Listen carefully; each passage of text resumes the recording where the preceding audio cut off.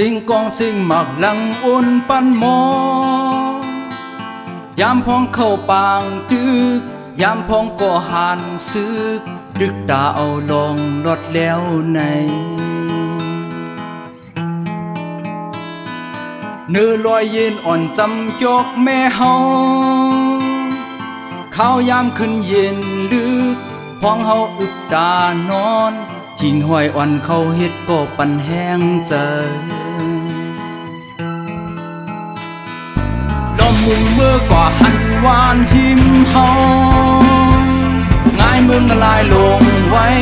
บนห้องให้นำเจพี่อย่าเข็นลงฮอดเนื้อหวานที่ถอยหลังกว่าเพอตอนวนโอ้ยก็ดังนำก็คัดแหงเที่ยงเจอป้ามาหาบกันปันปุ่นปังวันเมืองเยาโอ้ยก็หักโอ้ยมีกี่เหล่าใจคนกับงานเมื่อในเมื่อเตรียมปืนไว้ก่อศึกหานได้ดังวันเมืองไตเจอเฮาเอาปืนมูลเธอย้อนสู่เฮาเมื่อหอดเมื่อที่กาดเย็น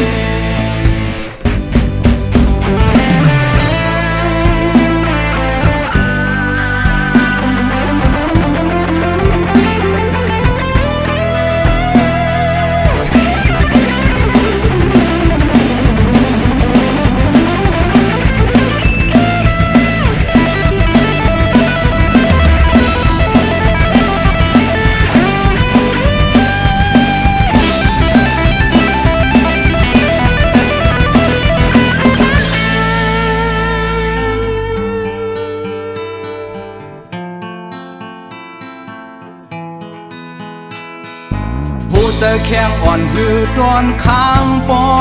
งรบปุ่นพรเนอเฮายามพองไอเข็นเก่าไฟจุดเผามังดีเนอหวานดีถอยหลังกว่าเพอหือดอนวน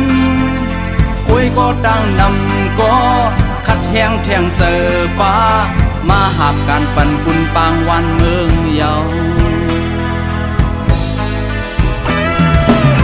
เจอแข้งอ่อนหือดอนข้างปองดกบุญพรเนอเฮายามพองไอเข็นเก่ากันจันดูลายหึมตายคนเมืองใดวักโหน้าอย่าเอาตักซึกเฮาคนเมืองห้องนำเจจุ่มเฮาดึกแค่เพ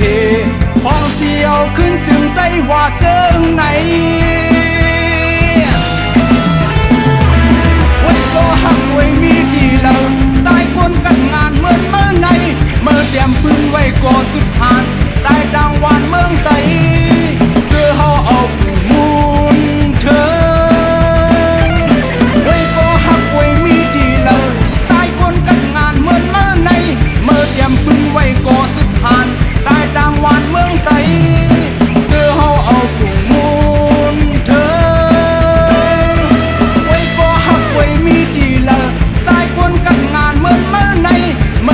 ปืนไว้ก่อศึกหานได้ดังวันเมืองไตเจอเฮาเอาผู้มูลเธอย้อนสู่เฮาเมื่อหอดเมื่อที่กาดเย็น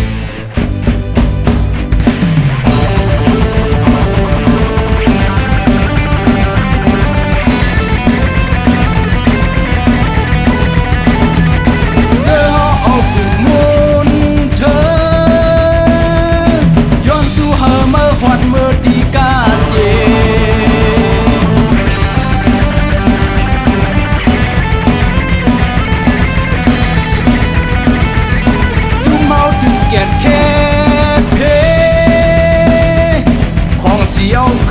ไต้หวัน